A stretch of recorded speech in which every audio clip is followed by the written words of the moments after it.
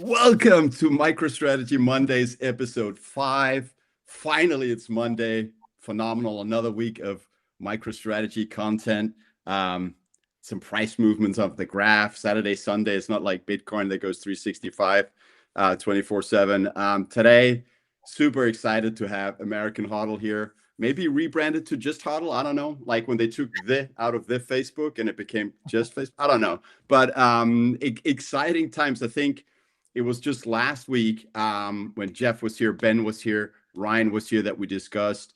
Saylor had just bought more than 27,000 Bitcoin and increased the Bitcoin in MicroStrategy by more than 10%. All right, 1 week later, Monday morning, Mondays are great, aren't they?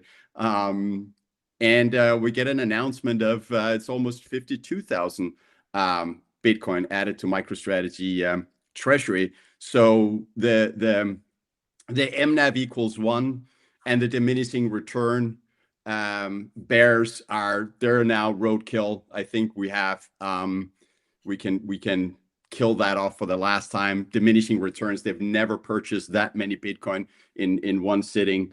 So on that note, Ben, Jeff, American HODL, thank you for joining. Looking forward to have this bullish conversation in this bullish environment, and probably having a pump while we're doing it, and seeing you guys. Thanks for being here. HODL, it's and we were just talking about it in the green room. You were on this channel 4 years ago, me and Puppy, and you were walking around in the garden. It's and talking just Bitcoin back then. How are you, man? What have you been up to, and what's going on? Yeah, good, man. I mean, it doesn't feel like 4 years because I see you at the conferences and shit like that. So like, it feels like we hang out all the time. But yeah, no, it's been great. I think 4 years ago, to keep this on MicroStrategy, Michael Saylor had just started announcing the Treasury strategy. I owned MicroStrategy at that time. I bought it early. But the reason I bought it was just because I needed exposure to Bitcoin in my wife's 401k account, which had, it was a very modest 401k account because she used to work as a nurse practitioner, and then she quit to, when we had children, she's a stay-at-home mom now and whatever. So like she only had a few years of earning potential in there. And I convinced her to max the account like she should, et cetera. But then it was just sitting there, and I couldn't get access to GBTC because of, the parameters that Fidelity had in place at that time. So I was like, okay, fuck it. What's the next best option? MSTR, that's Bitcoin exposure. Boom. YOLO'd the whole account in there. And then, that account is now a very respectable figure. It's not like the average 401k anymore. It's like the average 401k on steroids and trenbolone. So like, it was very good for me. And I realized, I was like, oh, there's something real here about MSTR. But it wasn't until recently when I started paying attention to, the guys like Ben and Jeff, where I was like, oh, no, this is not just Bitcoin exposure. This is something else. And, it all started to click for me. And then I announced on the Irresponsibly Long, group on Twitter, which, by the way, you should all join if you're not a part of, because that's the new Wall Street Bets. Wall Street Bets is That's it. Wall Street Bets is low alpha now. Irresponsibly Long MSTR is the new alpha. Get the fuck off of Reddit. It's for libtards. Fuck onto X, where the cool kids hang out. Okay. And then, so I'm so glad. Can I just say I'm so glad you're saying that, because I don't understand how to use Reddit or Discord. So I'm very happy that you're promoting the every post on Reddit is some guy being like, I let my girlfriend fuck other men and now I feel bad about it. Why? And you're like, you don't need to read that content. You know what I mean? You need to be learning about what the Chads are doing, the young Chads are doing, where they're allocating their portfolios. That's happening on Twitter. So anyway, I announced on there that I doubled my position size just recently when it all started clicking for me. And I'm very happy I did that because, we're back up near the highs now. It is beautiful. Absolutely. I completely agree. I'm just going to double tap, the X being better than Reddit.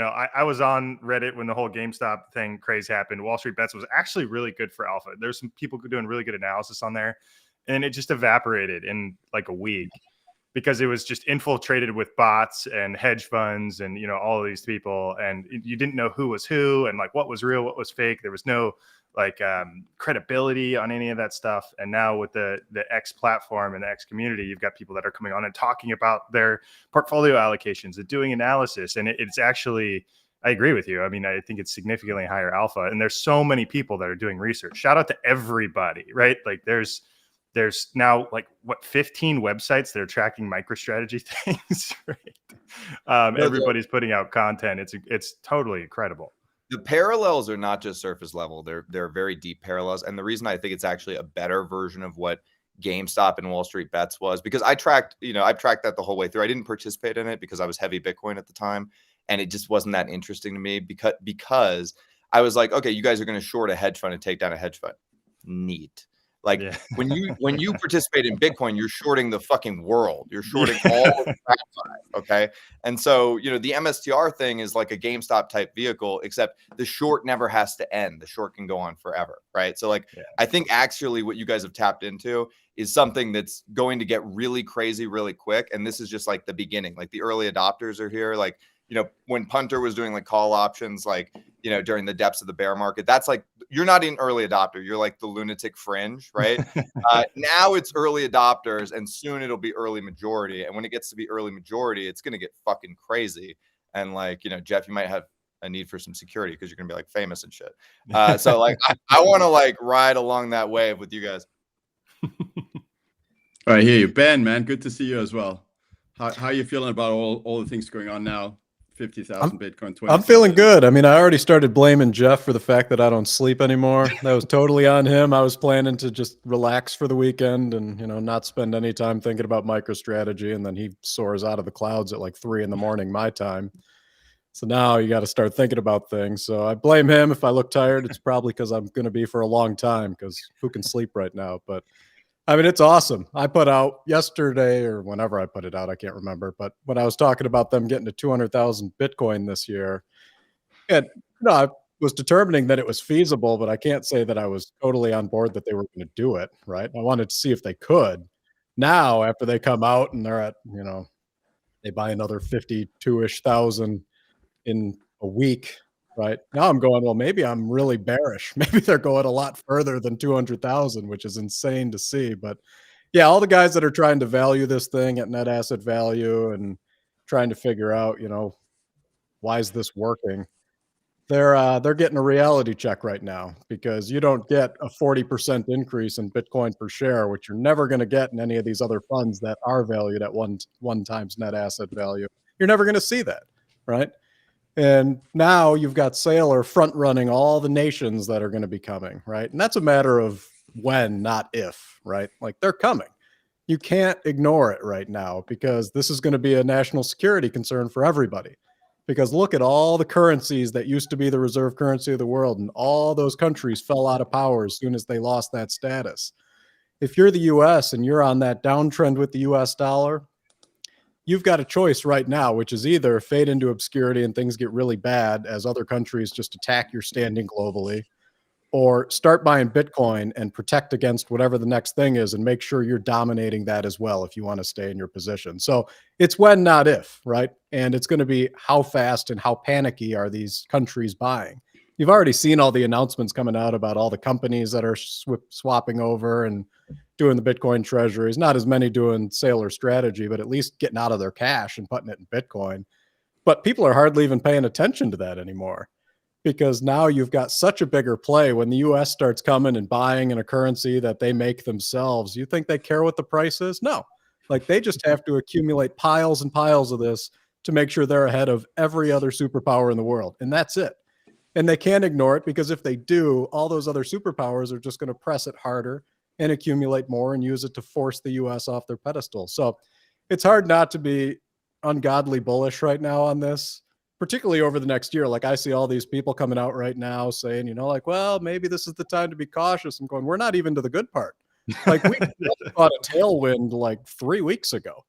Like, we're not even to the good part of this cycle yet. So, I'm just going to sit on my hands and like prevent myself from doing anything stupid. I might get rid of all my passwords so I don't know how to log in for a while, but just pretend you're dead. Yeah. Just like, just let it go. Because if you think that things are going good right now, right now, Saylor's front running all these countries and all these other, Meta Planets and Semler who are buying right now, and all these other, everyone's trying to get in advance. So I think we're in a countdown over the next 2 months where you've got a chance to front run before it gets really hard to front run, because when these countries start buying, they're going to drain Bitcoin off those exchanges so fast your head's going to spin. So yeah, go ahead. Sorry, Anders, just to double click on what Ben said. I know some of the guys who are working on the legal theory, the novel legal theory for the executive order on the SBR being Strategic Bitcoin Reserve. And they're telling me that if it happens, it's going to happen soon. So it's not something that's going to be at the end of the Trump term. It'll be very quick. And the reason why is because I think we've all heard the rumors about somebody in the Gulf announcing their Bitcoin position, which is a 6-figure Bitcoin position, a MicroStrategy level position, a little under MicroStrategy actually. But once the Gulf announces, that sends shockwaves down the spine of everybody who's paying attention around the world, because it puts the petrodollar relationship at risk, right? So America has to ante up and get in on the Strategic Bitcoin Reserve. And when they do that, then everyone's on notice. All of our enemies and all of our allies are on notice that America is the 800-pound gorilla in the room, and it just started breaking shit. So everything Ben said is absolutely correct. And I think if it happens, it's going to happen sooner rather than later. Well, and if you're a country that doesn't have your own currency, you got to move now. Like, because you do have a finite amount of resources then that you can buy with. If you're not a mega economy out there that's got a strong GDP, that you've got a currency that you can print against, and you're just using either the dollar or somebody else, or you're pegged to somebody else's currency. Like, if you're that country, this is your chance to change your position in the world. If you get in first and you move the capital you do have into something like Bitcoin before it becomes an asset that's just widely used for global trade, like, this is your chance. This is your wealth redistribution opportunity for nations, right? And it sounds crazy to say, right? And for a while I was thinking, like, am I just, being grandiose about this? But no, I don't think so. Like, yes, the US has a big advantage because they are the reserve currency. That's what most of this stuff is priced in. It's what all commodities are being priced in, everything that's trading around the globe, US dollars, right? But if you're an island in the Caribbean or a smaller country in Central Europe or something where you don't have your own currency to print to buy this stuff, the timer's on, right? You better start buying before the giants get here, which is why I think that this could kick off well before Trump takes office, because if they're thinking even a little bit, you've just got to get exposure. They have to have exposure now before this happens. Otherwise, they're just going to be sitting, do the same thing, get the same results, right? That's what's going to happen to them if they don't move fast. Absolutely. And what you're talking about with FOMO, FOMO is real, and Trump has spoken about this. The biggest, richest country in the world has spoken about, said, we want to make a strategic Bitcoin reserve. There is no way that China and Putin and Saudi and South Africa and so many other countries are paying attention. If they don't pay attention, they're highly regarded in the bad way. They can either move on it now, or they can be politicians and look at price for 10 months and it's 5x, and they just won't ever have again the chance to make a dent. It's right now, these next 12 months, these countries have to decide where do we want to be in the future power structure of the world for the next 100, 500 years? Do we want to be number one, or do we want to start 2 years later and be number 20 and never be able to climb up? I'm uber bullish right now. It feels very, very real when you have the most amazing president elected now for the next 4 years and has power in the Senate and the House and what they're all different are called, and says he wants to do this. It's real. Ryan, good to see you. I heard you've been busy with some important buying happening today, or working on it, something major there. I don't know if you want to share anything about that. You don't have to, but good to see you. Welcome, brother. Yeah, look, I know I typically run late to things. I'm very sorry about that. If there was ever a day in my life to run late to anything, it was today. I think I don't want to get ahead of myself, but we're locked in on my dream house. And the best thing is I won't have to sell any assets, whether it be MicroStrategy stock or Bitcoin. And then the options are basically going to buy this house for me in full over the next 12 months. So I'm just incredibly grateful, happy to be here. And I've said this in the past, I really don't think I've added much to the MSTR dialogue. I just feel like I was lucky in being early to guys like Jeff, Ben, the whole cast of usual suspects in MSTR True North. So I'm just feeling like massively grateful, and I'm happy to be here. And did we talk about the Howard Lutnick piece yet? Because I think that's like a mega bullish thing. In addition to the Polish potential president, that's very bullish. In addition to Maya Prabho, who I think is looking like she's going to win the presidency in Suriname. So we've got not just game theory between like public companies, we've got game theory at the nation state level. So what a time to be alive, you know? No, amen. Absolutely. No, please go ahead and talk about that piece. We didn't talk about that yet. So share your thoughts. I think the Howard Lutnick thing cannot be overstated as to how important that is. If you would have told me 2 or 3 weeks ago that Howard Lutnick might be the Treasury Secretary, I'd be like, that almost seems too crazy, because it's typically like a more buttoned up person.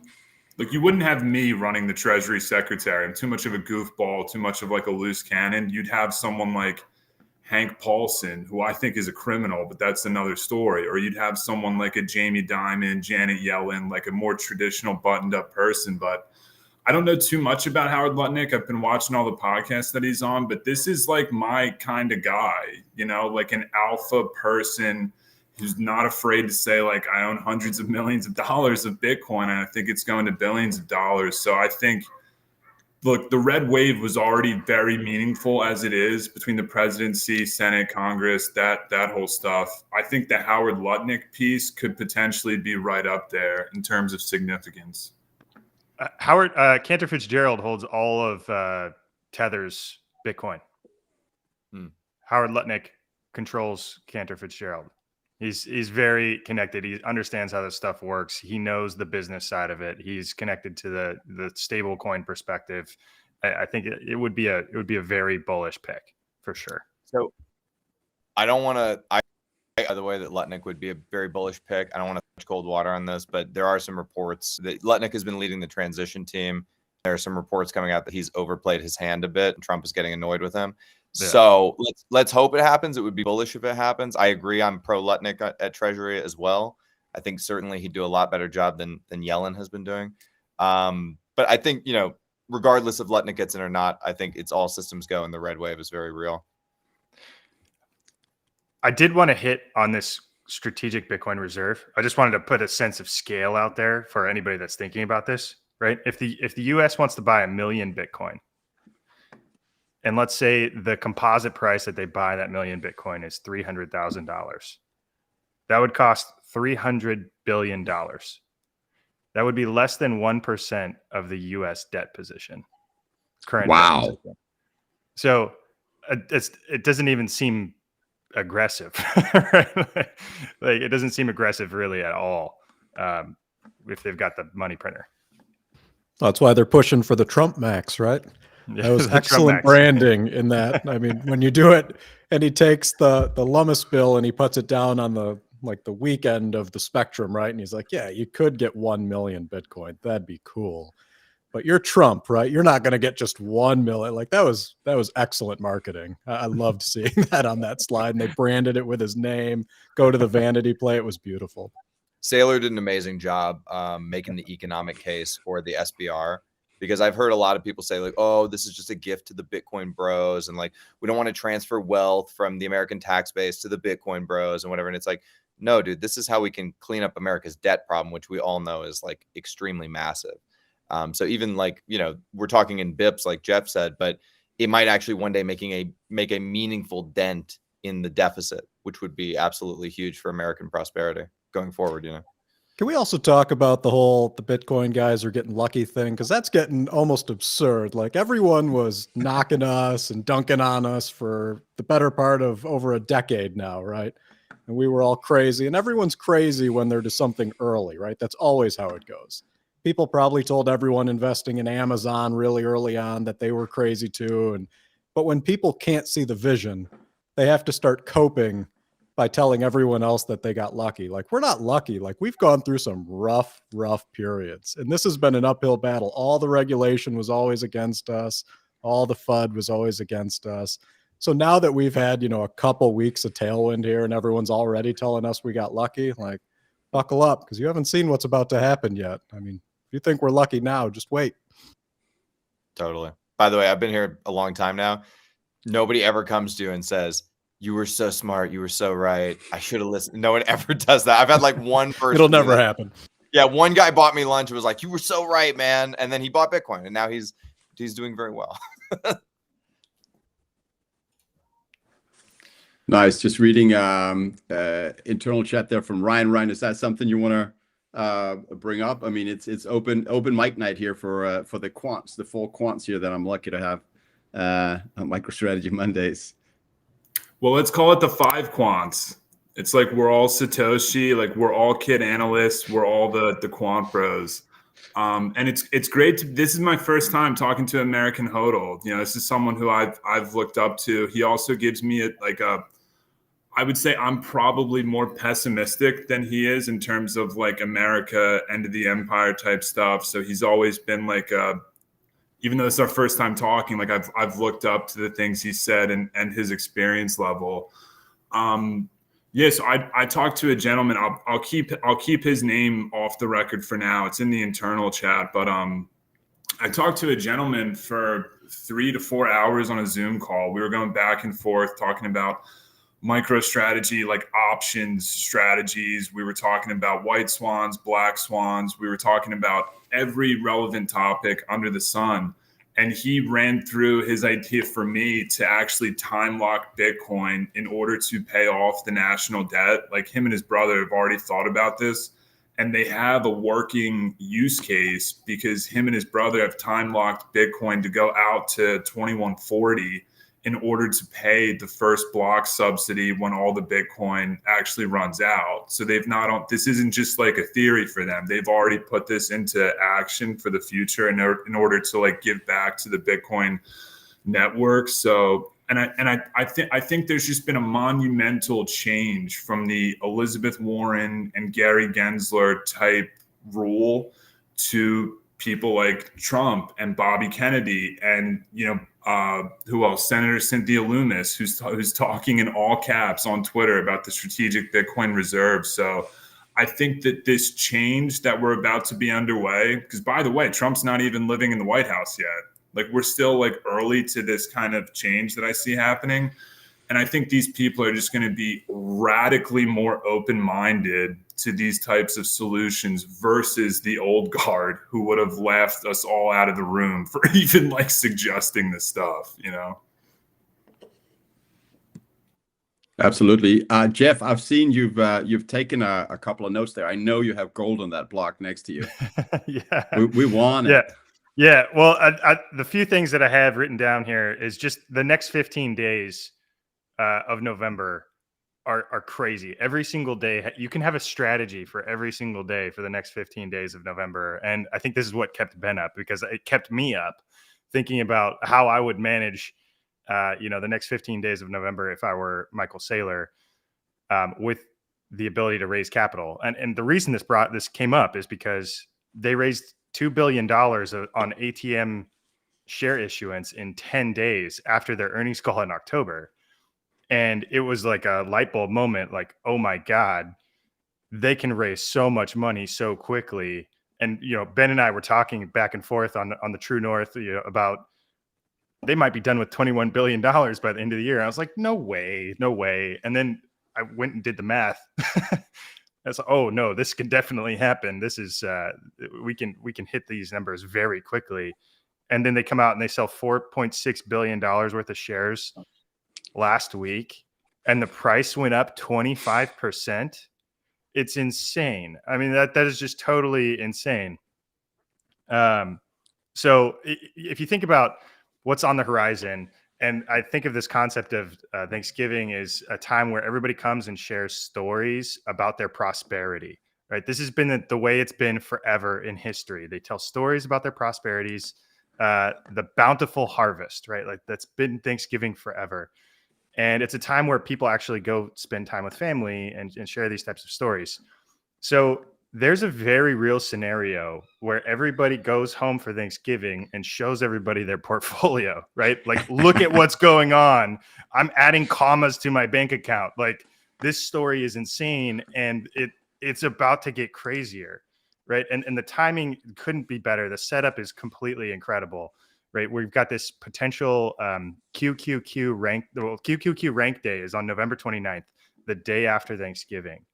So there's incentive to kind of take your foot off the gas on the ATM offering, and just let the price kind of run into QQQ while Thanksgiving is happening. So I can imagine a scenario where Bitcoin runs, MicroStrategy runs even harder the day after Thanksgiving. It's a shortened trading period. I think I think trading is only open from like 9 a.m. to 1 p.m. And then that's when QQQ ranking happens. And the QQQ ranking right now, I think they're ranked something like, I don't know, Ben, 62nd, something like that. And there's right potential that they, right now, yep. Yeah, there's potential that they get ranked even higher, 50th, 40th, something like that. And that impacts how much cash, passive buy-side volume that's going to buy MicroStrategy stock at any price. These are price agnostic buyers. And that can result in a massive future increase in the stock price. For example, when this happened to Tesla in 2013, the market cap of Tesla tripled in 2 months, just on QQQ inclusion. And this is a phenomenon. Most equities, when they get added to index ETFs, they're often front run and then sold into passive buy side volume, because there's an opportunity cost of capital where you're done with that stock and you move on to the next one. Now, with the setup that we have in 2025, there's no better opportunity cost of capital. If you think Bitcoin's going to run for all of 2025 and they get added to S&P 500 in 2025, change in FASB fair value accounting, continued rebalance of these other index funds, Bitcoin yield running through the roof, like this, the setup is incredible, and there's no incentive to sell your shares into passive buy side volume. Like other companies that are added to these indices. I use Lululemon as an example. Lululemon was front run when it was added to the S&P 500 this year. It was sold right after it was added to the S&P 500. The stock tanked because nobody's buying sweatpants. They're buying Bitcoin. End of story. The MicroStrategy. Beautiful. Beautiful, Jeff. Have you or any of your other quants here run the numbers on, if Saylor's looking at this, he knows Bitcoin's going to run. He know the MSTR is going to run hard with the QQQ inclusion and all of that buying. Is it more advantageous for him to keep selling ATM shares now, issuing them at the current MNAV just shy of 3, or should he just let it run to like 6, 7, and then will that be more advantageous in terms of what he ends up with in Bitcoin per stock? Like, there's a whole calculation there, I think, to be run, but it's a little bit complicated for me. So the ATM, one thing to keep in mind, and this is kind of the bear case for people, is the ATM continues to be accretive all the way down to 1 times book, right? So as long as their shares are trading above 1 times book, the ATM is always going to be accretive. Now, he's got the best problem on earth, which is, when do I sell these and at what multiple? Because we've seen what happens when he stops using an ATM, right? When you look at the last blackout period, and price just was a 45-degree line straight up and to the right. I mean, there's a ton of demand for these shares because they have so many different uses. So I think what he's going to do is he's going to go through these periods of on and off. Like right now, I think he's got a goal, right? And I do think that goal, he's got, 15.3 billion left on the ATM to use, that he could potentially use by the end of the year. And if volume stays really high, I mean, the volume's been kind of nuts here over the last week or two, which is why they could easily get rid of $4 billion and not even do anything to the price. It still went up. I think he's kind of got a goal, like to show everybody just how much demand there is for the shares, right? And people forget, right? Like the equities become the product, right? It's like a run over Christmas for the hot toy of the year, right? Like this is the product that everybody wants to have right now because it has so many uses. It's not just buy and hold. You've got tons of uses. I mean, we've talked on the True North a few times about things that none of us are doing right now because this price is probably nowhere near done. But when you look at the pricing because of the IV on these shares, like if you decided that you needed money or you needed income down the line, if you modeled this out 3, 4, 5 years down the road and went, could I live off these shares?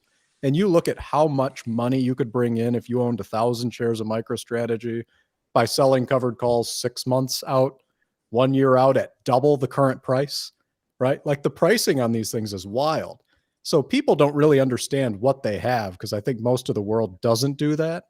But the people that do are trying to get their hands on as many of these shares as possible, because if they can keep the volatility up on these, you have huge flexibility. And particularly for people who already own a ton of Bitcoin, right? This is just going to be extra. Like you won't have to touch your Bitcoin. You could live on the volatility of MicroStrategy shares at one point.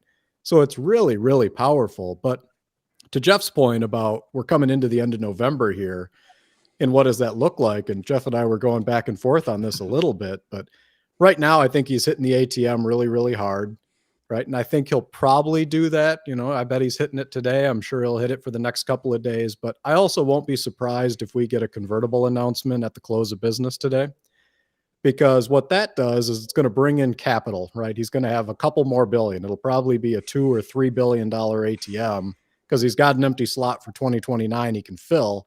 And now he's got huge amounts of leverage available on the balance sheet because they've added all this new fair market value.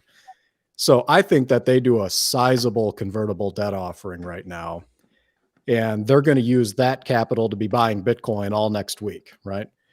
And that gives them the ability to say, well, now we have capital to buy Bitcoin with. We probably don't have to use the ATM concurrently while we're doing this. But the reason that you kind of want them to do that this week is because there's a period right before those bonds are issued. So if those bonds are issued by like Friday, in advance of that, once these funds figure out what their allocation to those bonds is going to be, they're going to start putting their short positions on ahead of time. So the convertible bond guys, right, these bonds have traditionally come out at something like a 70 delta. So that means that by the time they get these bonds to get themselves in position, they want to have about 70% of those shares shorted. So I think they would want all that shorting activity to happen this week, so that next week is just organic market demand. Plus, you know, they'll be buying Bitcoin, but they'll just, you know, let the market do its thing into that Friday snapshot, right? And it gives them a really powerful runway, because if all that extra selling pressure's just not in the market, and people go, oh, how could they do that? Well, they're taking inorganic selling pressure out of the market, right?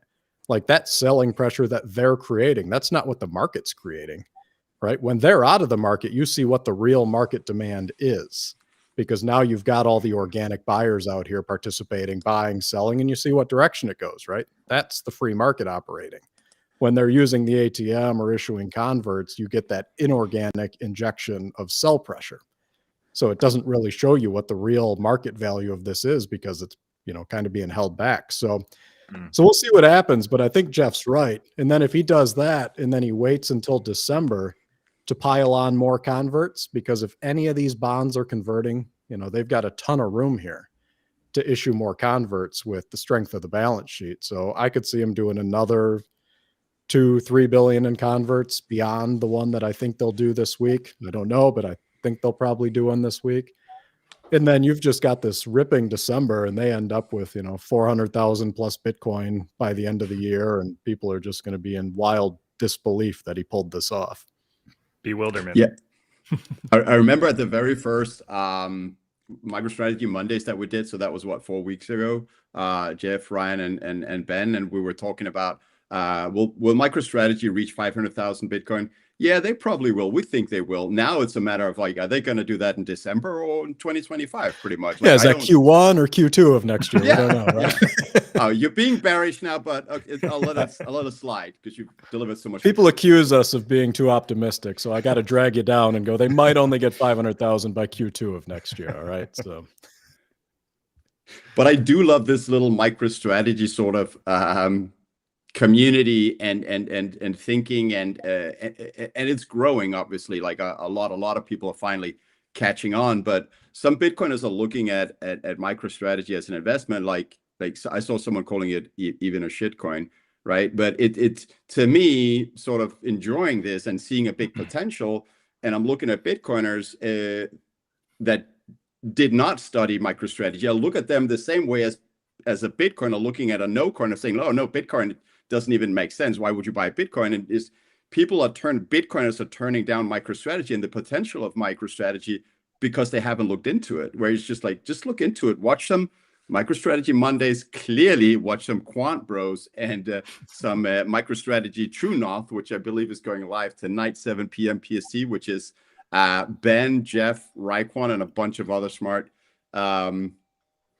Let's just call you all quants. No, and I just want to say it's such an interesting time.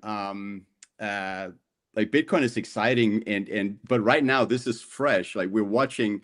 Like we're having our mind blown. Like they bought 52,000 Bitcoin, but they bought 27. It's getting exciting, and we're watching Saylor figuring out how nuts he can go, and he can go very, very far. Anyways, and you want to comment on that? Can I piggyback your statement real quick there? Of course. I think I'm sort of representing the transition point, like between the MSTR guys and the OGs, and like. I thought the same. I thought it was just it's just a shitcoin and it's Bitcoin exposure and blah blah blah. Who cares? And then I realized what you just said, which is there's a community of smart young guys here who are all sharpening their sword again, ready to go to battle against TradFi. And I was like, oh shit, that's the same thing that Bitcoin was 10 years ago, right? And once I had that realization, I was like, no, yeah, this is a new thing entirely. And so I think that. If you're an OG and you're thinking about like, should I allocate to MSTR or not? Like, I wouldn't suggest like parting with your Bitcoin for it unless you want to go further out on the risk curve. But like, if you have money in retirement accounts, like that is the perfect place to park some cash into MSTR or even roll over from FBTC or IBIT, which I did, because I just don't think IBIT or FBTC are going to be as performant as MSTR. Certainly not over the next 12 months and potentially over the next like many years, right? So it's just something to think about. And like, yeah, you can. Is it a shitcoin? Is it not? It's not Bitcoin in cold storage. Nothing is as pristine capital as Bitcoin in cold storage. We know this. Michael Saylor knows this. Everybody knows this. I feel like that's default common knowledge at this point. But it can still have a place in your future. And there is going to be like a hybrid world between a fully Bitcoinized future and the dollar denominated world we live in today. And I think MicroStrategy is sort of this, a fulcrum point between those two worlds. And so why not play that in the interim? There's a lot of time between here and hyper Bitcoinization. So make some money and, spend it on whatever you want in the meantime.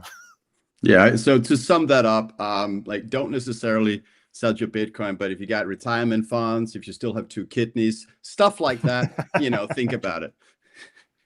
Ryan, I saw you were nodding. You had some, I think you lined up some comments there with American HODL or we're talking about this. There's some people that still looking negatively. I don't know what your thoughts were there, but feel free to share.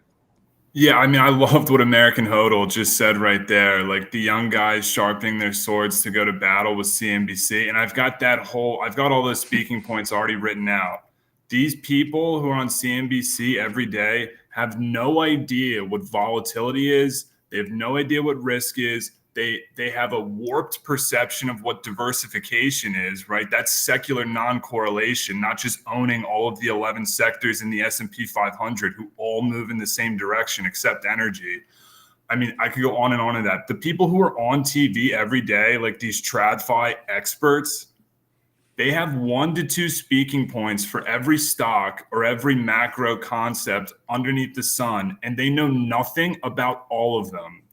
So I don't want to write an article saying like this is the downfall of traditional media, of traditional finance media, but that's what I'm thinking, right? Because we have so many independent folks who are just so deep on their niche, whether it be Bitcoin or MicroStrategy or Tesla or Nvidia, right? We have like independent analysts who put a lot of their working hours into those things. So yeah, I'm getting the sword pretty sharp here. The sword pretty sharp here. And then just a couple other quick points, because this is a question that I've seen surface up on Twitter a lot. People being like, oh, what will the rebalancing look like after, MSCI or the All Country World Index rebalances higher? Or what will the rebalancing look like after MicroStrategy potentially gets in the NASDAQ 100? Or what happens on this catalyst or that catalyst?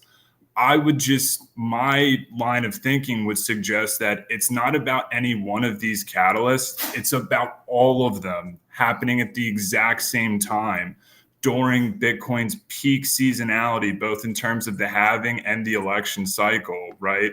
And FASB, fair value, to me, I think that's the biggest one of the bunch, right? We're going to have a vertical step higher in earnings per share, something around the ballpark. And these numbers keep changing, by the way, because we keep adding more Bitcoin and the price of Bitcoin keeps going higher. But we're going to have something to the effect of quarterly earnings per share go from 0 to 100 basically overnight.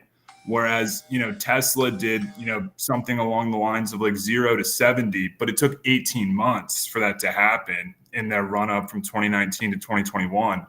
So I think none of these people have any understanding about that. Like the TradFi finance people, they absolutely have no idea there. And let me just see my other talking point. Okay, yeah, so front running everyone. This is where, for me, right here, right now, I don't care about like Bitcoin per share. I don't care about Bitcoin yield. And look, I'm not forcing this on anyone. I'm just giving my perspective. I don't care about any of those metrics. The singular metric I care about is how many Bitcoin are on the balance sheet.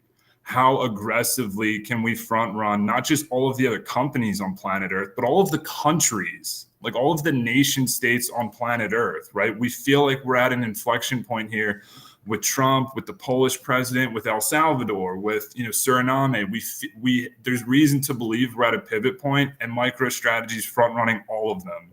And then we have the optionality, right? Let's say in like 10 years or something like that, if and when Bitcoin is materially less available on exchanges, so much so that like, let's say you can only get like 10 Bitcoin in a week. I think there's always going to be a tradable market for Bitcoin, the Lightning Network, that stuff, but I think it's going to be smaller and smaller amounts.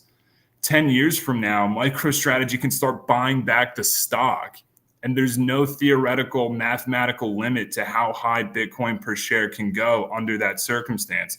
Plus, the other thing is everyone on this call and everyone who owns MicroStrategy, your percent ownership of the company will go up, right? So like we can handle all of that stuff in the 10, 20-year future. Like that's the long-term optionality. Hence why my big thing right now is like how many Bitcoin can we get on the balance sheet? How aggressively can we front run everyone else? And then we'll fine tune the metrics in the long run. Again, that's just my take. Everyone is front running everyone all the time in all markets. That's exactly it. And I know you guys have talked with Jeff Park before. One of the things that really sunk in for me in terms of this trade was when he put out his radical portfolio theory, where he was basically looking at shifting your thinking in the construction of like a 60-40 portfolio and focusing more on the incentives for global carry, being long or short global carry, instead of focusing on the asset types, right? And then when he finally came to that conclusion that MicroStrategy just happens to be the only company out there you can find that is simultaneously long global carry and short global carry because of their strategy, right? They're taking advantage of the low interest rate environments and they're taking that cheap capital and they're going and they're buying a non-correlated, non-sovereign asset, right? Which is kind of that short global carry side of things. So I thought that was a really interesting way to start considering something like this when you're looking at your portfolio going, you align part of it to the incentives that the financial structure of the world is pointing you in, right? When they're giving you cheap capital, they're pointing you a certain direction. And then you take the other side where you hedge against that system with non-correlated assets, and MicroStrategy just happens to be the play for both of those scenarios, which I think is pretty fascinating in and of itself.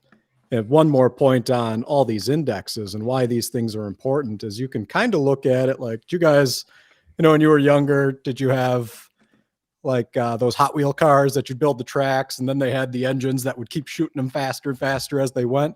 That's what I kind of view these indexes as, because the more indexes they're at, as that market cap continues to increase, some of these indexes are going to balance annually, but at different times in the year. Some of them will rebalance quarterly. So you're going to get all these constant shots of injected zombie capital, which is locking up shares along the way because these aren't active traders, right? It's going to have a core position that it just holds, and it's buying it with all these retirement account funds. So the bigger the indexes we get in, the more we keep hitting those acceleration points throughout the year, right? And it just keeps building that cycle. The bigger Bitcoin gets, and the bigger MicroStrategy gets. And that type of momentum is really hard to fade, right? And it's also going to have an impact on MicroStrategy that people haven't really wrapped their head around yet, which is their credit rating, right? So I was going It to hit on, starts yeah, the with credit quality is rating. So yeah, so right now the credit rating hasn't mattered because all these bonds are private placement, right? So they're just selling them directly to these institutions. They don't have to get these bonds rated. But if they shift and they go, you know, we're not going to do convertible bonds right now, we're going to go do just a traditional fixed income bond, and we're going to issue that out to the market. We're going to let people come in and compete to get them. Those would have to be rated. Well, once you're in the NASDAQ 100, once you're in the S&P 500, the liquidity in your stock is through the roof. I mean, all those things factor into that credit rating that they're going to get. And that's going to get them more favorable terms on these products that ultimately will have no shares associated with them, right? It's just pure Bitcoin accretion down the line. So it becomes these really powerful tools that build on each other. And I think it's tough to wrap your head around the whole ecosystem of catalysts and where the capital's coming from. But man, once you start really painting that picture, you go, maybe I just hold on to these for a while and I don't care what the price action does right now, because if that all plays out, it can get crazy fast. Mm-hmm. Pretend you're dead. The pretend you're dead portfolio. Yeah, see Yellow in the chat. He could hear. So that's an old meme from 4 years ago on Toxic Happy Hour. Carrying on right there. Have you guys? So like I see. I remember when we did Toxic Happy Hour, me and Poppy. I told him like it like when we just got started and it was starting to take up. It was so much fun. Like enjoy the process. Like you're always looking forward how amazing things are going to be when MicroStrategy has succeeded and they crossed 2 million Bitcoin or whatever they managed to reach, and Trump bought another 2 million and the price is at $1 million or whatever. But it's like, I love this early stages of seeing how everything is coming together. Like this is so exciting for me to be sitting here with you four and a fun chat to talk about what's going to happen, because it could be some of the most interesting months in financial history, watching MicroStrategy, having been able to put together the tools to all different types of financial demand that all ends up just buying more Bitcoin for MicroStrategy's shareholders. It's nuts. But any of you and Jeff, I think you might have some other things written down you want to share, and I'd love to hear that. But otherwise, if you guys have any ideas of let's say the 4-year cycle stays the 4-year cycle, how is Saylor going to play that in a potential bear market in 26? But we don't need to go to that now. But if any of you have any comments of that, or you want to carry on anything that's been said already. I want to say one more thing before we go into that. And I've got to jump here in 8 minutes. But MicroStrategy is a publicly traded company. All of their financials are available. So a lot of people have compared MicroStrategy to FTX. Ooh, it's going to blow up like FTX. They're over leveraged. Well, FTX was a private company and they had more debt than they had assets by like 20%. They were they were basically a shoddy bank that was running a fraudulent asset management company. And this is a very different, they're so different. And I just want to dispel that, right? Like MicroStrategy has 4 times the amount of assets than they do debt on their balance sheet. And the debt is unencumbered. It's not tied to any of the Bitcoin that they hold. So people need to think about the differences between these two situations. Like this is not an over leveraged company at all. This is like, imagine you were to go get a mortgage on your house and you took out a 25% loan. Would someone say you're over leveraged or under leveraged? Right. And I think that's how people can start to think about the financial leverage component of this company. Yeah. I think the debt being unencumbered is one of the big things that people miss, Jeff. Like when I talk to people, that's their number one thing. And if you do 5 minutes of research, you find out that there are not going to be any forced liquidations of Bitcoin anytime soon. And all they have to do is be able to service the interest payments on the debt. So it's like, once you know that, I think you can have a a greater degree of confidence. By the way, we need better bears, man, because these bears are telling us things like it's going to go to 1x NAV. It's like, dude, I had to sit through 50% discount on GBTC. The best bear case you can come up with is 1x NAV. Fucking, that's nothing to me. That's like a light tickling.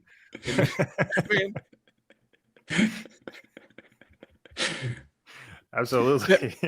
Yeah, beautiful. The Bears do love to pound on that. I've had a ton of comments coming through going, they're going to trip the covenants and have to liquidate the Bitcoin. You're going, what covenants? Like, these You're an aren't idiot. bank loans. And people are also focusing, like, you have to realize that all this debt is way out in the future, right? Most likely the 2027 is going to roll now, and they're not going to refill 2027. That'd be too close. The 2030s are going to roll. They'll replace those. But every one of these events, singular events, because they don't put all the debt in 1 year for one reason, right? But it keeps getting kicked out further and further. So they keep talking about, well, what are they going to do when they pay back the debt? And you're like, well, okay, stay out of the trade because you're worried about 4 years from now while all the good catalysts are happening, right? But it's just not necessarily a reality here. Like, every single piece of debt that they have on their books right now is in a countdown to be eligible for early conversion. And once they're eligible to convert whenever they feel like it. They could do it tomorrow. They could do it 9 months from now. It doesn't matter. Once that's been triggered, they can convert and get their shares whenever they feel like it. So, when you have something like this ladder of debt that they've built out that goes through 2032, and some of them have only been in existence for like 3 months, and they're all almost to the point where any of them can convert to shares whenever they feel like it, like, they're going to rebuild a new ladder, and that ladder is going to keep being further and further and further out on the curve, right? So when you look at that, they de-risk all the time, and that risk keeps getting pushed out further and keeps getting pushed out further. So yeah, I mean, while people are bearish about what happens if they have to pay it back, well, there's lots of options to pay it back. It doesn't mean that they have to sell Bitcoin, and there's a reason that they push these things out so far, and that's to let, if cycles continue, and quite frankly, if all the nations get involved, goodbye cycle, right? Because if Bitcoin's going to become this world reserve asset, you're basically just betting on a cycle of the entire world's economy. So totally different thing. No, that's a great point. And to me, it's always been, well, the day that one of the big federal banks start just printing money to buy Bitcoin, how can it not only like just be that's the suddenly point right now? And Trump is talking about it. Like, it's going into, they're working on the legislation. I mean, and China don't want to be left behind, or Russia, or South Africa, or well, do you think there's no opportunities to utilize the Bitcoin if the governments of all the worlds are using Bitcoin? You don't think there might pop up some opportunities for them to do something with this if they wanted to? Like, be real, right? Like, I mean, you could keep saying that there's nothing you can do with it, and you're going, well, until the rest of the world wants to use it, then you might have a few options, right? So let's consider that outcome. What's interesting is I think John D. Rockefeller was in his late 70s when the internal combustion engine started to become a big deal because of Henry Ford. And gasoline up until that point had been just a waste byproduct of crude manufacturing, refining. And so, like, basically it wasn't until the very end of John D's life that his net worth just massively gapped up. I mean, it was insane because Henry Ford put all these vehicles on the road which needed gasoline, and so there's something analogous there to Bitcoin is like crude, and there's going to be something we find along the way that is, the perfect use for this substrate. And I don't think we quite know what it is yet, but it will appear at some point, I believe. That was an awesome analogy. Somebody better cut that up. That was a really good one.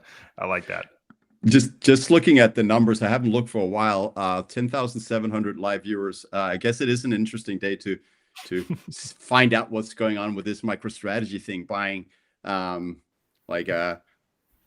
just this purchase is 0.25% of all Bitcoin ever outstanding. 50,000 Bitcoin. That's like, wow.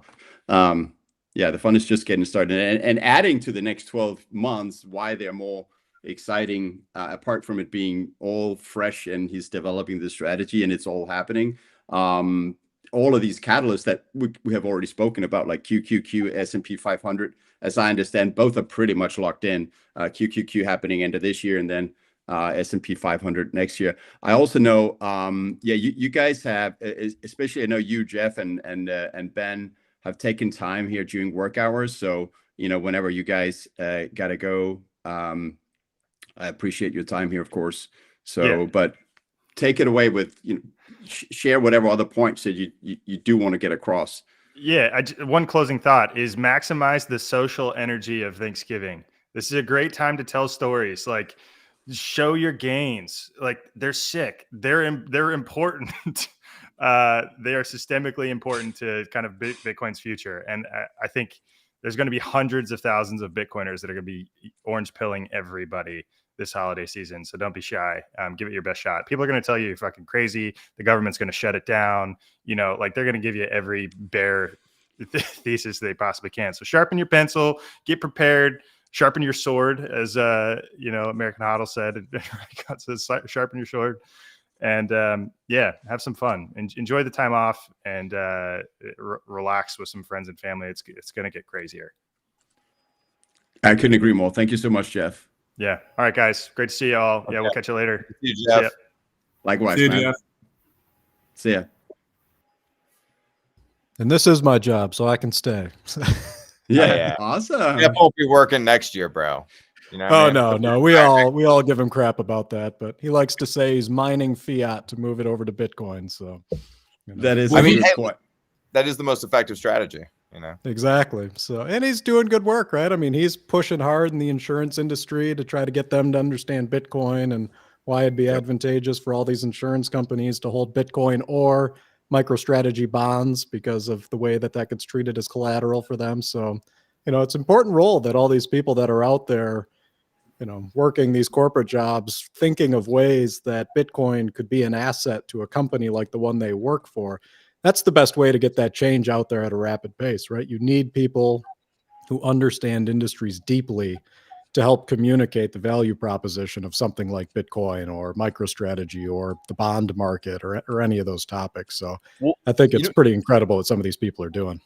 You know what's interesting? I was just thinking about this. Everybody acts like MicroStrategy is doing this crazy thing, right? But really all they're doing is the corporate version of an individual strategy. So they're mining fiat via the software business, would be the same thing as you going to your job and mining fiat, right? And then they're taking, what would be the equivalent of you taking an unsecured personal loan or, some debt on your home, like a home equity line of credit or, a reverse mortgage or something.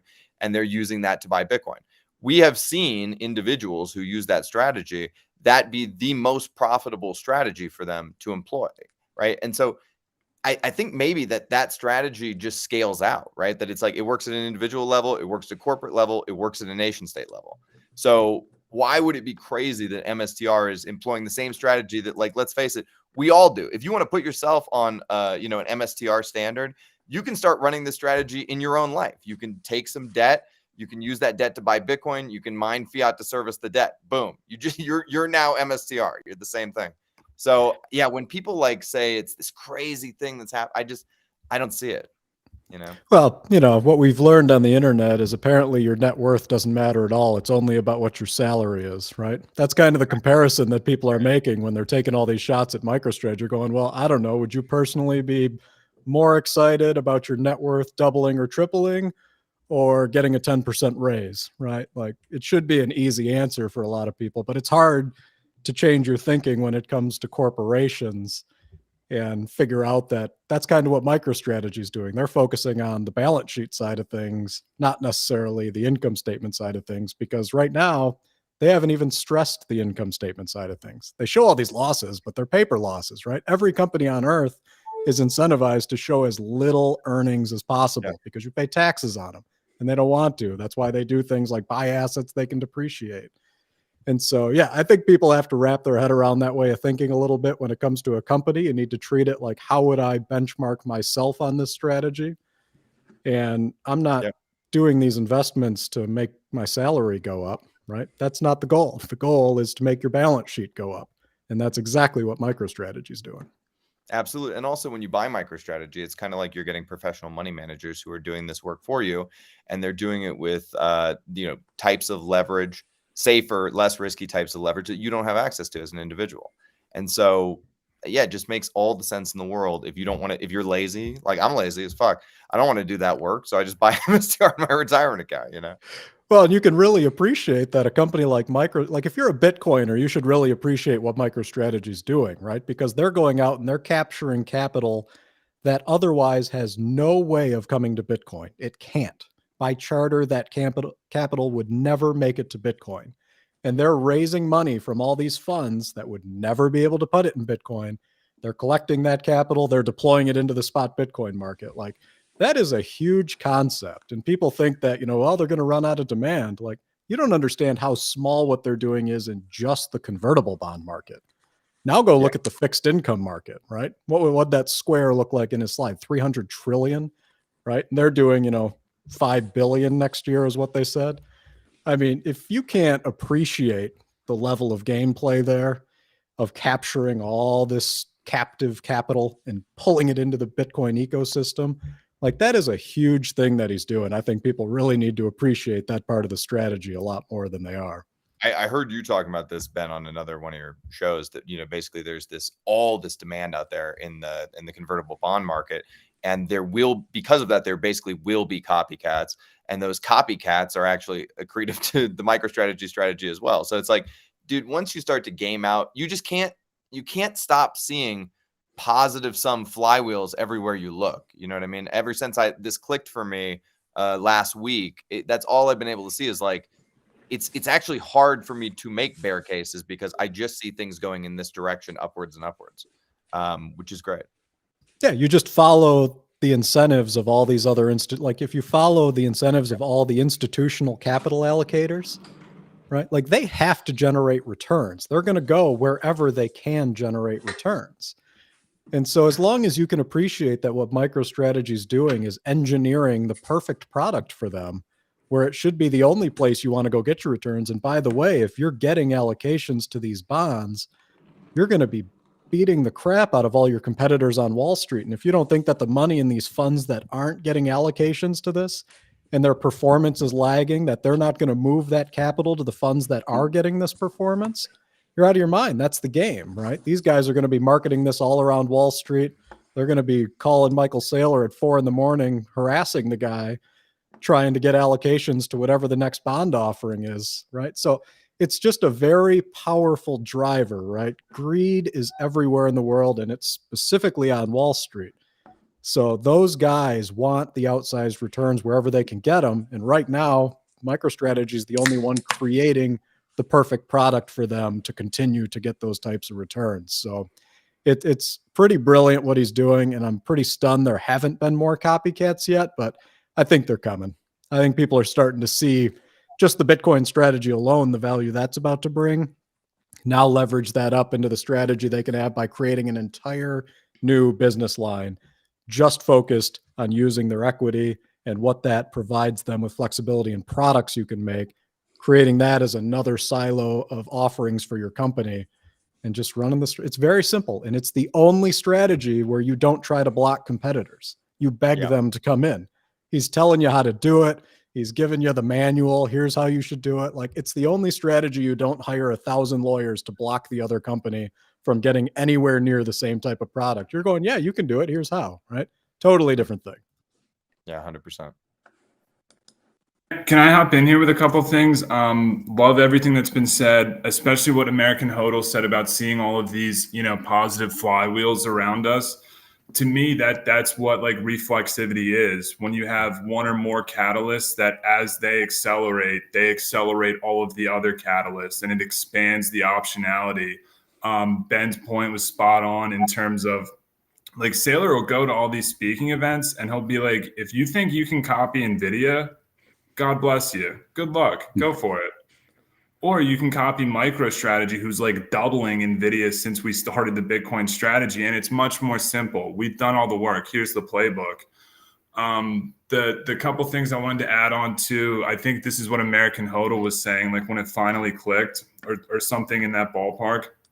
What I see like MicroStrategy, I see the financial engineers that are standing and operating in between Bitcoin, this kind of like complex asset, cold storage. Banks aren't really custodying Bitcoin yet. I think that'll change, but there's still a fair amount of complexity there for TradFi, for other people.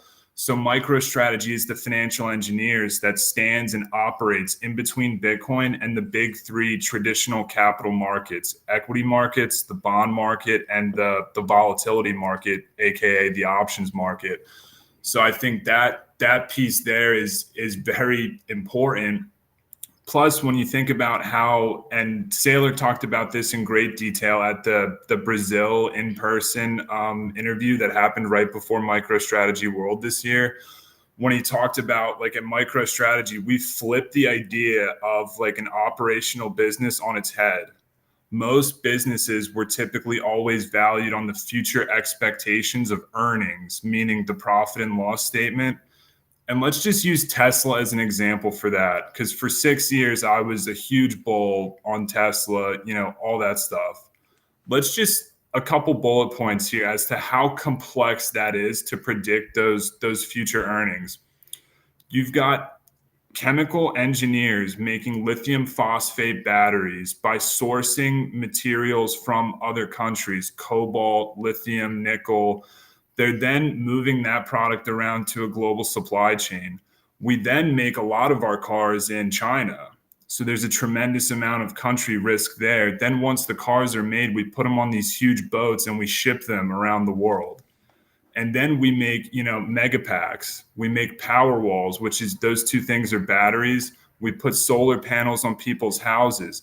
Like, there's all these like regulatory issues, global supply chain complexity to try and figure out like how much money is Tesla going to make in the future. So MicroStrategy was operating in that environment pre switching to a Bitcoin treasury strategy. Now their operation is not nearly as complex as what like Tesla or NVIDIA is doing. NVIDIA, you got the scientists in the all white, sterilized with chips, and it's very hardcore hardware engineering. You know what I mean? MicroStrategy is much more intuitive. It's just software products. But now we flip that model on its head, and like we're being valued off of the balance sheet, the strength of the operational balance sheet and the optionality that comes with that, instead of dealing with the real entropy that comes from having to like keep driving earnings through like traditional business operations. I think this ties in quite well to Jeff Booth's book, The Price of Tomorrow, which I'm now like halfway through reading, and that, the cost of all of these things is trending to zero, right? It was much more complex for Henry Ford to make cars and distribute them. Now we're about to, we're within a couple of years from having full self-driving, which is just software and cameras, which is going to keep declining the cost of transportation.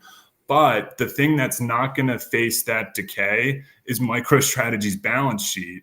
And if anything, the optionality is just going to expand over time. So I think that switch from P&L to operating as a balance sheet company is a truly profound idea. And they're the only ones doing it, Well, their strategy shifts value immediately to the balance sheet where it stays, right? With all these other companies that have these profit motives, and I've talked about this a little bit, they're all focusing on growing earnings per share and revenue and bottom line, right? But the problem with those types of companies is, to hit the next growth metric that the market wants, you have to redeploy that cash within the business. It doesn't just, they didn't earn that money and now that value shifts to your balance sheet and stays there backing the value of your shares, right? That money gets redeployed in new marketing efforts, hiring salespeople, buying manufacturing facilities, finding ways to vertically, like they have to be constantly recycling that cash. And the problem is, the minute somebody shows up and innovates and gets a little bit ahead of them and they can't keep that going, the market will crater your valuation because now you're not going to hit the growth metrics. The difference with MicroStrategy is they're building this rock solid foundation of strength on the balance sheet, right? Everything that they're doing here with all this Bitcoin yield stuff is just immediately shifting value directly to the balance sheet where it lives, right? I mean, that's kind of the change that's happening right now that people aren't appreciating, because everyone's been so conditioned to look for bottom line growth, top line growth, right? And that's the only, and then they put a multiple on these earnings, right? And that's how everyone's been conditioned to think. But that's not what we're doing here. What we're doing here is we're saying we're going to go capture value. We're going to move that value to our balance sheet, and that's where it's going to live, right? And it's going to live there as long as we're holding on to it, which, based on their principles, is indefinitely, right? So it's just constantly capturing value, and that's an asset that can continue to work for you. And if you believe in Bitcoin as an asset, that's the only asset that you want on the balance sheet working for you in this type of a strategy. So it's a really powerful shift in thinking for companies, because you're not constantly held hostage by these earnings growth metrics that you don't always have control over. Totally. I almost think about it sometimes like an upside down pyramid, whereas like with a traditional pyramid, you build to the top and then here you are at your central point, and like there's no place further to go. Whereas if you could imagine some substance that was, so hard and rigid, something like Bitcoin, that you could build a pyramid the opposite direction, it would just constantly expand out in this direction. And so that's sort of the way I view the global economy being reoriented. And it is about what you have on balance sheet nowadays. Like, don't tell me how much you make. Tell me how much you have. Tell me what your net worth is. Tell me what your liquid net worth is too. Because all these guys who are like, I own a business worth 7.9x EBITDA. Like, sure you do. Show me the buyer for that business. You know what I mean? Like, I think if you have, like let's say you have $1 million in Bitcoin, that acts like $10 million in the fiat world to me. I think there's a multiplier on Bitcoin net worth. I think that's true for individuals, and I think it's also true for MicroStrategy as well. So how do you guys see both Bitcoin, but also MicroStrategy in terms of people love having, and it's so hard right now with everything going on, having targets or prices or whatever, especially I guess for the MicroStrategy stock. But how do you see this? What's your expectations in terms of Bitcoin and MicroStrategy as well over the next 12 months of this bull run? And I think we already spoke about, and I definitely am of that opinion that it's the last 12 months of the 4-year cycle that are the most interesting, because when the FOMO kicks in, newbies come in, and everyone's hitting it hard, it's just parabolically it just gets steeper and steeper. With pullbacks, there's going to be some serious 30% pullbacks or slaps in the face. But what's your thoughts, HODL? What do you? I'll go first. So take this with a grain of salt. Some people lose their bearings in bear markets, and they give into fear, and they get extremely irrational on the fear side. They're basically chicken littles, thinking that the sky is falling. I'm good in a bear market. That's where I'm solid, man. I work well under pressure, right? Okay. Opposite side though, like I do get a little irrational during bull markets. So take that with a grain of salt. I get a little greedy, and I have trouble reining myself in that way. Okay. So I think Bitcoin, the predominant, like the status quo idea right now in the markets is that we're going to see diminished returns on Bitcoin. And I think that if you add this stuff all up, you add, Michael Saylor being the buyer of last resort, the hodler of last resort, you add all these nation states that are going to start stacking in, you add all the people that are going to come in on top of that, both, enemies and allies of America. I mean, it gets really hard for me to see diminished returns playing out. So I think if we can get past like 180 to 200K and move beyond 250K with gusto, we're going to take a run at $1 million next year. Okay. I know that sounds like hyper bullish from where we sit here, but if that does happen, obviously the MSTR price performance is going north of 5,000. Like things are going to be more bullish than you could possibly imagine if we can take out the, diminished returns thesis. So I think that's what happens. Like if we take that out and we move beyond like the 200, 250 range with significant momentum, it's going way higher, because what will happen is a bunch of people will, they will sell out of the trade, and then they'll see it going beyond, 300, 400, 500, and they'll go, fuck, I got to get back in. And then they'll go back in at 500, and we'll take a run from 500 to $1 million. Do we stop short of $1 million? Do we hit $1 million? I don't know. But I think we're going to go in that 700, 800, 900 range, somewhere in there. Nice. It sounds intriguing. HODL sounds intriguing. What about you, Raekwon? It's hard to follow up after that one. This is like the less funny comedian coming up after the funny one. But I would say I have publicly said I'm kind of like done with price targets. We all crushed the 2001 pre-split, which now we're at like 3,600 or something like that. I just want to keep, I want my freedom of speech, let's call it, to be around like the catalysts. We already talked about all the MicroStrategy specific catalysts. So now here's a couple one that are Bitcoin specific. Tell me a time when we've ever had not only a presidential candidate, but the soon to be real life president is bowled up on Bitcoin. And he knows, he's smart. Him and his team are smart enough to know that a massive amount of his political funding came from Bitcoin and crypto. I hate to throw that in, but let's just all group it in because it's all positive treatment for these sorts of things. That goes back to like the pivot point in time, like I was talking about with Elizabeth Warren and Gary Gensler. Like we're pivoting away from that and we're pivoting towards Senator Cynthia Lummis and Bobby Kennedy and also Jason Lowry, who want to, buy all of the Bitcoin. So that's a new development. The other new development is, and this has a lot coming from me, but the Bitcoin ETFs, which I've been, very critical of in the sense of comparing like IBIT to MicroStrategy. But again, in previous cycles, we've never had that. We've had GBTC, we've had a couple other proxy. People were playing mining stocks like myself as like high beta trades for the cycle portion. I think there's reason to believe that that's over. I also, and I'll pass it to Ben after this one because this is like the major catalyst that I'm less well versed on. But something within the Middle East, there was kind of a seed change in terms of anything that had to do with interest or like non-government money was considered haram. Again, I'm an uncultured swine, so I don't know any of this stuff. I'm just like piecing it together on Twitter. But I believe there was some form of approval from either like a Saudi leader or something like that, where they basically gave the thumbs up for Bitcoin. And I know there's a lot of speculation on Twitter, on other places about, is this the Saudis buying? We're going to be able to sit back and enjoy and just watch and figure that out. But even if they're not, I think the rest of the Bitcoin specific catalysts are so strong. I also think the macro backdrop behind it with interest rates going lower. I was talking about this a year ago. I was like, if Trump wins, I think one of his first phone calls is to Jerome Powell. And it will go something like this. Hey, Jerome, either put the Fed funds at 1% or give me your resignation letter. Hang up.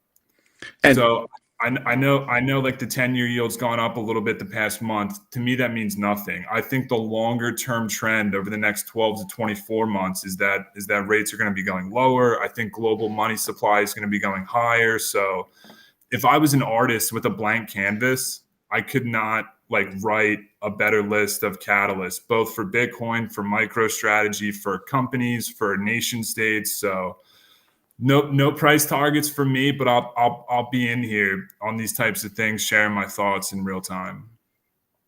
Awesome. Ben. I kind of think it's going to depend on what type of TA videos we get from American HODL here. Like one of my favorite ones was it's going 6 figures. And I can't wait for the update to when it's going 7 figures, right? I think that one's going to need to come out here probably sooner rather than later as he does TA on the charts for us. And Yellow's TA is also like best in the industry. No one's better at macro analysis than Yellow. We all know that. Definitely. But I also think it kind of depends on, I think Bitcoin MENA could actually be a huge catalyst here, right? If we get an announcement from one of these and say it's the UAE, right, who joined BRICS, by the way, important point here for the US. If it's the UAE that's out there accumulating all this Bitcoin, and they're a part of the BRICS nations who are also mining Bitcoin, who are also publicly saying they'll settle trade in Bitcoin, now we're going to get panic. We're going to get US panic at some point, because now you've got some real power players coming in and shifting their focus. And then I don't think what HODL said is out of the question at all. It might happen way faster than we actually think it would, because now it's a defensive strategy, right? It's not the US entering from a position of strength here and trying to buy. Now it's defensive against a group that's very publicly trying to push them off the pedestal globally. So when you get that type of buying happening, I think seeing a spike up, to the high 6 figures, low 7 figures, I used to think $1 million was way out of the question next year. I thought that was crazy. And now I'm starting to think maybe it's not actually all that crazy, because you've also got to remember that this buying's happening, at the margins. There's a ton of people that aren't offering up their Bitcoin for sale here. And so if there's, whatever it is on exchanges, I think 1.7 or something, whatever it is, and you get a big buyer like the US showing up in a panic, just trying to buy because they just need the Bitcoin at whatever price they can get them, you can drain that really fast and price can go really, really high. So I'm starting to think that he might be right. I'm in Ryan's camp. I don't do price predictions. People ask all the time. I don't do them. But the more I look at it, the more I'm starting to think if that's the most entertaining outcome, that might be the one that we see, because things have definitely shifted over the last few weeks. And I think that wasn't factored in before when other people were planning for this. Everyone was thinking this would be a slow adoption over a decade, maybe, where we'd start to get more of this, hyper Bitcoinization happening. But with these catalysts and now global competition, that's not companies buying anymore. That's a different type of competition that we can't comprehend, right? 100,000 sounds like a lot to retail investors holding Bitcoin.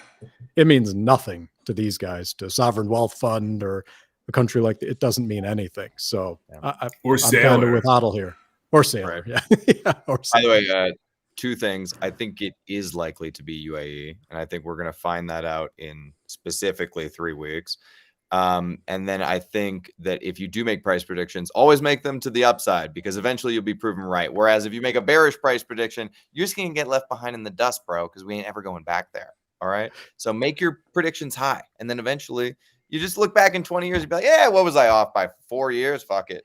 $1 million Bitcoin still happened, What's hilarious is we'll go to $1 million Bitcoin, we'll go to $7,000-8,000 MicroStrategy, and then it'll pull back to 4,000 MicroStrategy, and the bears will come out and say they were right. See, the premium will contract from like 8x. It'll be down to 1, Right, but yeah, they'll say they were right. We were crazy. That's how it works.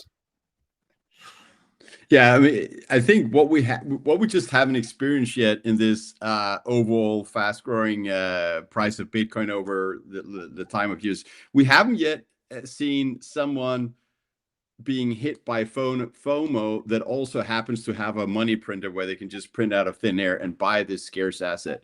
And the effect of that, combined with Sailor, pretty much having found a way to trickle a $300 trillion bond market or whatever it is into Bitcoin purchases. I think those two happening at the same time might surprise to the upside. It seems we're getting closer to that certainly phase, and I think 12 months from now, it's things have happened that we can't even imagine. It's interesting times. I do want to say, since so when American HODL, when we're just starting the live stream here, you said you couldn't believe it was 4 years since you'd been back on this channel, and yeah, it's pretty funny. It's been 4 years because like we meet in person at conferences and events and stuff, and I did 2 more pleb parties this week, a big one in Nashville that went for 12 hours, and then one small one in Santa Monica where Pacific Bitcoin Conference had been canceled, but still people came in for Bitcoin First and the Open Street Festival. And then it's just been like a lot of work and stress and anxiety, because if 700 people buy a ticket for your event, you want 700 people to be happy. It's if you like people to be happy, it's a little bit of pressure, not like a lot of money, to be honest, but it's fun hosting a good party. So even though we've done, like, this is now the 5th episode, right? It's only now that I've put back on the screen the logo, which is sitting there next to Ryan, eventsbyanders.com, because I wasn't sure if, like, am I gonna do this in Vegas or not? And I think today I kind of came to the conclusion that I have to pull off another one, because I learned from the previous 4. I know how I can make it cheaper and like super cool, amazing, like good things from each of them. And so I'm probably going to go ahead and do another a pleb party in Vegas. I'm going to the conference. I don't know if you guys are going. If you're going, I want you all to come as guests to my party. I'd be very happy to see you guys there.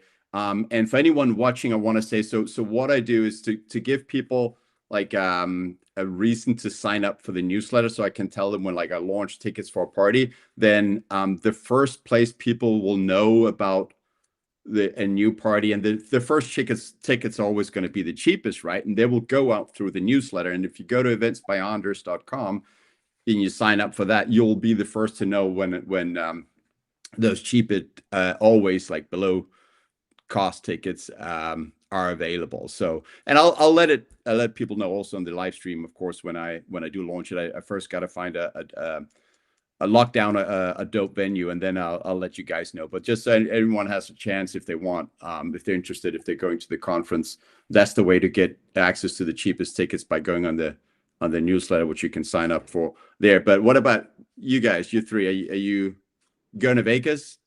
HODL, you're there, right? I'll be there. I'll be at the conference. I'll be at the pleb party. Let's do it, Nice. man.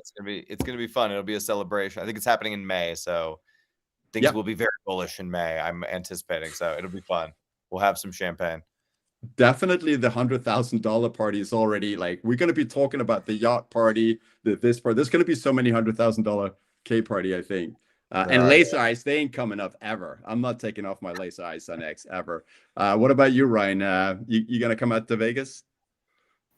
Yeah, I'm kind of on the fence with this. And I mean, like, look, here's the reality. I'll probably end up being there if we're being honest, but I've never gone to any of the Bitcoin conferences in years past. Kind of just very introverted person, and it's so many people, it's so overwhelming. Whereas what we did in Santa Monica like 4 or 6 weeks ago, I thought was like an awesome event, because it was like 180 people and you could talk to everyone. I talked to Jason Lowry for 20 minutes, like one-on-one.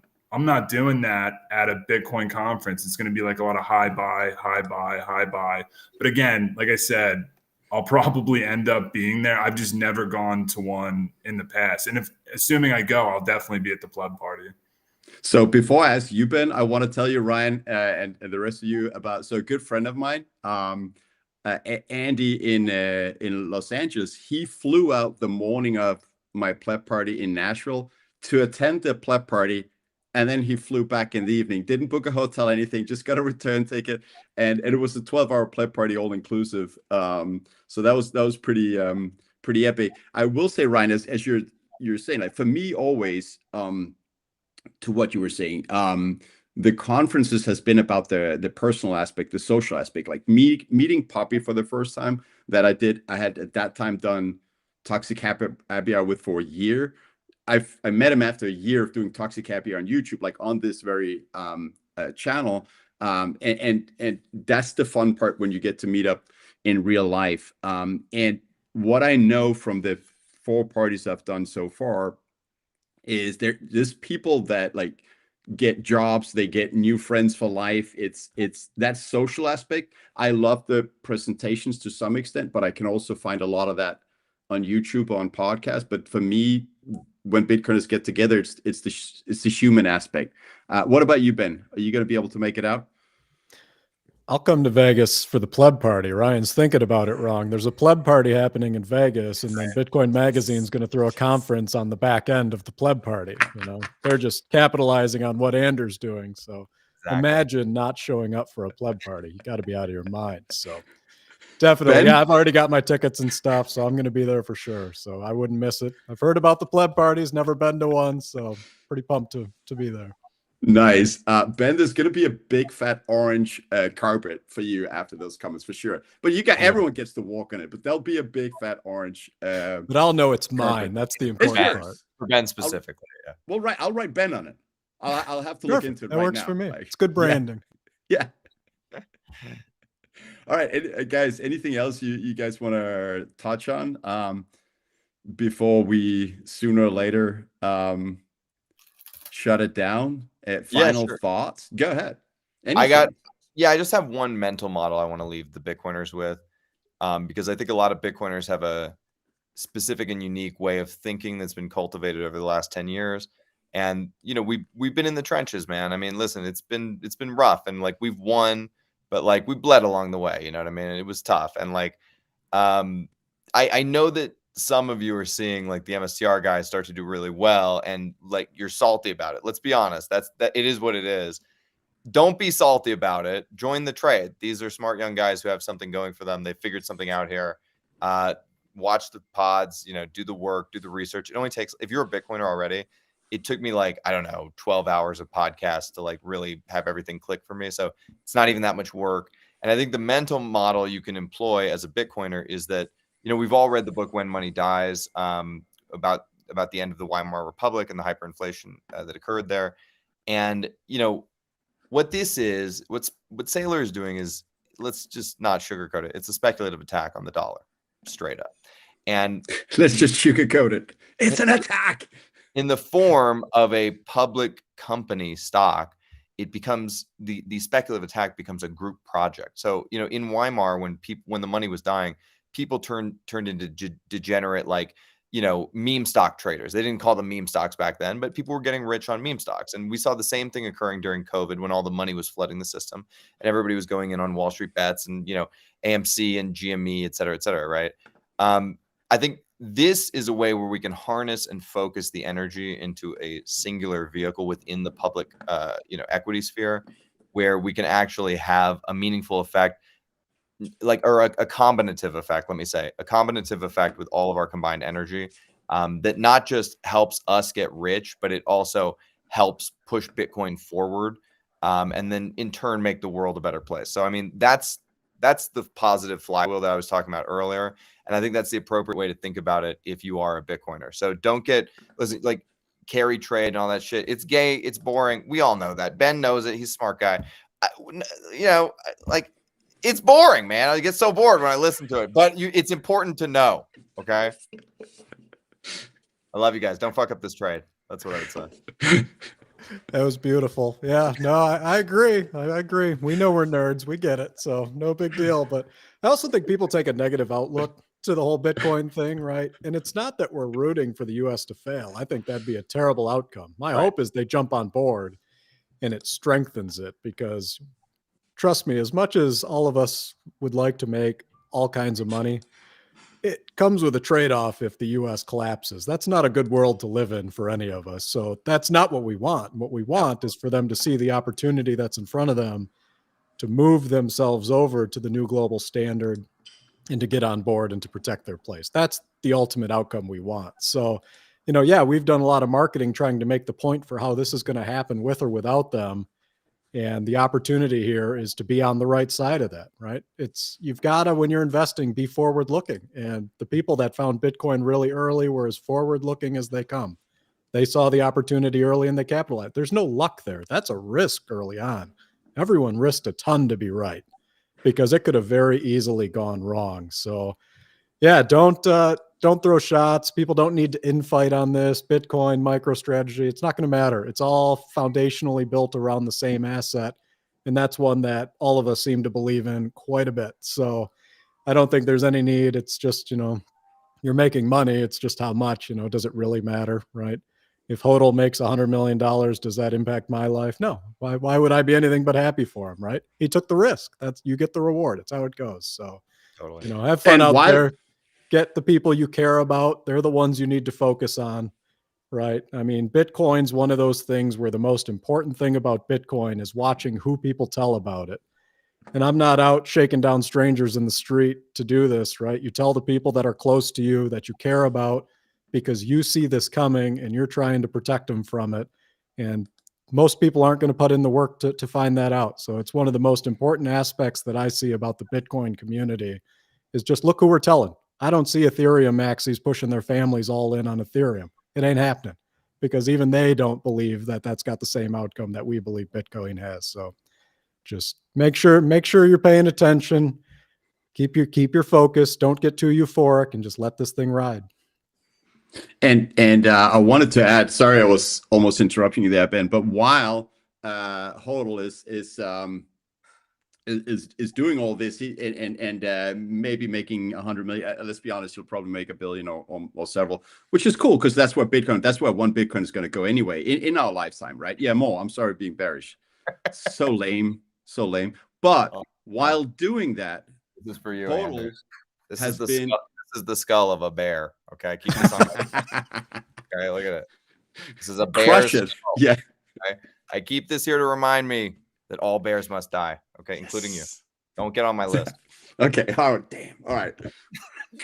No, but what I wanted to say is, Ben, that while HODL is doing all this, and all of us really, but American HODL, how much time has he not put in? And same as you guys, just working for free and sharing your thoughts, helping not 1,000 people, helping tens and tens of thousands of people, spreading the word and making them understand Bitcoin so they can get a ticket to their freedom and help humanity while doing it. And a lot of these people that I've heard you, HODL, have also, they've finally gotten into it, starting to listen to other podcasts, and they have told their friends and family, like you have, all of you have started something positive that just keeps going and helps so many people and humanity overall. And the world's just going to be a better place thanks to guys like you working for free and to help. It's awesome. It's the same thing as MicroStrategy, though, right? It's one of the only strategies you tell the world about. The beautiful thing about Bitcoiners is to even be a Bitcoiner, you have to think differently than most people do, right? So we've got this really great community of people who are already conditioned themselves to think different than the traditional world thinks, right? We don't believe that the world has to stay the way it's always been. That's not our foundational belief. And so our analysis isn't focused around that. We're focused on the change outcome here.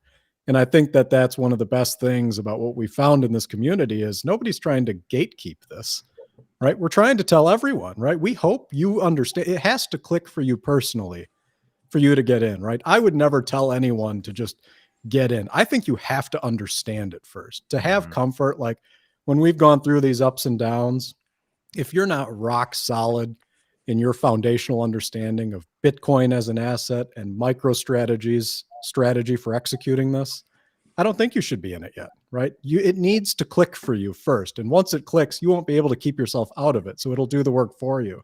So we're trying to accelerate that process and give you all the different aspects that you can consider to get this to click in your own mind where you can see the long-term vision here. And then it becomes very easy from there.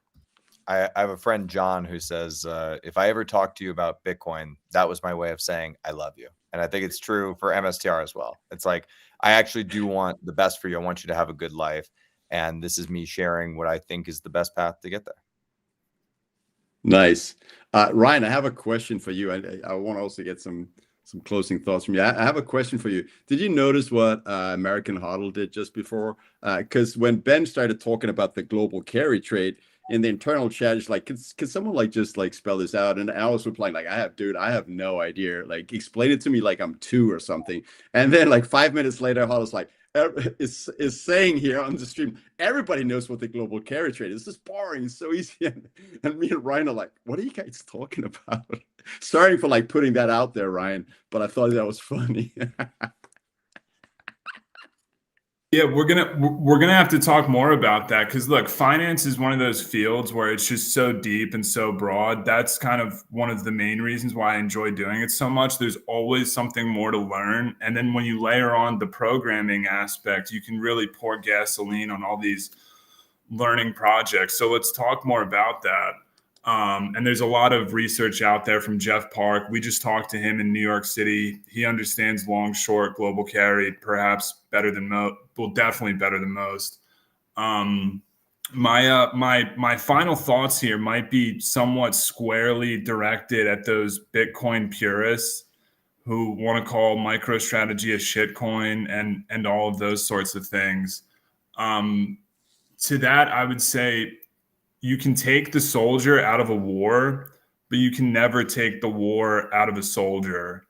And I think that the killer app of Bitcoin in terms of hyper Bitcoinization is MicroStrategy. Like, I truly do think that MicroStrategy as a tip of the spear type element is what's going to lead to hyper Bitcoinization. It's what's going to put pressure on nation states. It's what has inspired Semler Scientific, who I'm a small investor in them. It's also what inspired, Metaplanet or Microsoft to at least bring this to a formal decision point. So I'm going to be talking about this kind of stuff for as long as I can, or as long as I'm still interested in it, because the war machine, like I actually lose sleep over this many nights. Like the people who have been to war and knows what happens after a JDAM bomb gets dropped from an AC-130 and the sheer devastation that it leads on those people, right? One quick thing.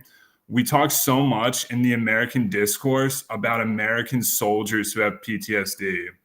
I'm very sympathetic to that. I know a lot of those guys who are like really suffering.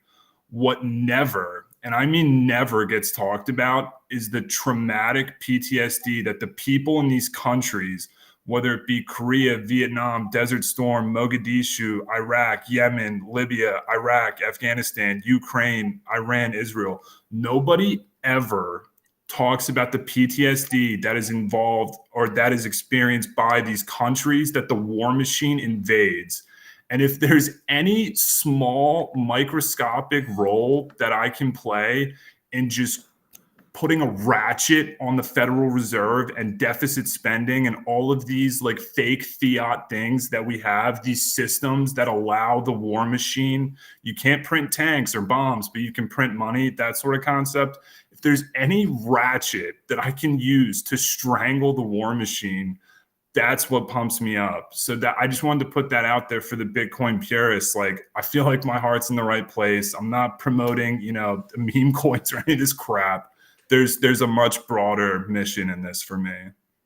That's so beautiful, Ryan, and it's a good reminder that I think most of us are not here for the sick gains. They're great, obviously, but helping the world to move over to a Bitcoin standard, which all of us are doing when we sell dollars or whatever fiat, buy Bitcoin and try to remove all financial power from dirty fiat that can just be printed over to Bitcoin. That is how we strangle the war machine. And that's how we'll get a more peaceful world. This is a cause for humanity. Now, I became a Christian last year, and I call Bitcoin the sword of God being driven into the heart of evil. And by the way, so I am doing on an almost regular basis some Sunday Sabbath live streams on this channel as well. So Mondays for MicroStrategy and Bitcoin, Sundays for Bitcoin content for Christians, so that they understand that it's a very Christian thing. It's a very good thing, Bitcoin, compared to the evil war machine that is funded by fiat. And actually, the next video I'm going to do is going to be a video where it's targeted my church. I'm going to ask them, like, can you please start accepting Bitcoin instead as donations instead of fiat? I spoke to one of the guys and said, whatever we receive, we immediately sell it, and then we hold Bitcoin. And then we hold dollar. Sorry, that's like, in my mind, it's like anything you sell to hold something is Bitcoin. It's obviously they hold dollars, right? So they have $1 million in reserve in the church. That's like, the buffer. And in my mind, it's like, that means you're letting them print 7% more a year. So still say $70,000 yearly that's going straight into all this evil. A church can't be doing that. Christians gotta go on Bitcoin and not fund the evil. That was just a little side plug there. So that I'm gonna do that video in a couple of days. Should have been yesterday, but whatever. It'll come. It's coming. All right, thanks, guys. Jeff Punter was here early on. Thank you, American HODL, Ryan, Ben, for your amazing insights. It's awesome for me to put this together, and then I get to have one-on-ones with like the biggest brains on MicroStrategy in the world. And it's true. It's kid analyst. It's the best kind of analyst you can have. So I appreciate you guys. Thank you so much for coming on here. I know there's so many people in the chat that are enjoying it, and 15,000 live viewers also means there's got to be some people just straight watching and enjoying it. So thank you for helping the world understand MicroStrategy and Bitcoin. I appreciate you guys. Have a wonderful Monday evening. And quick plug, absolutely 2 shows that I must watch every single episode of. Actually, Ryan and Jeff are involved in both of them. One of them is Quant Bros, which is Ryan and Punter Jeff. And the other one is MicroStrategy True North. And tonight, 7 p.m. PST, I believe, you guys are going live again with MicroStrategy. Oh, sorry, yeah, MSTR True North. So yeah, plug for that, absolutely must watch. So on that note, if you have anything final, otherwise just thank you guys for being here and helping the world. Absolutely. This was fun, guys. Appreciate you having us, Anders. Absolutely, always. Thanks for having me. Let's do it again sometime. Awesome. I'll take you up on that.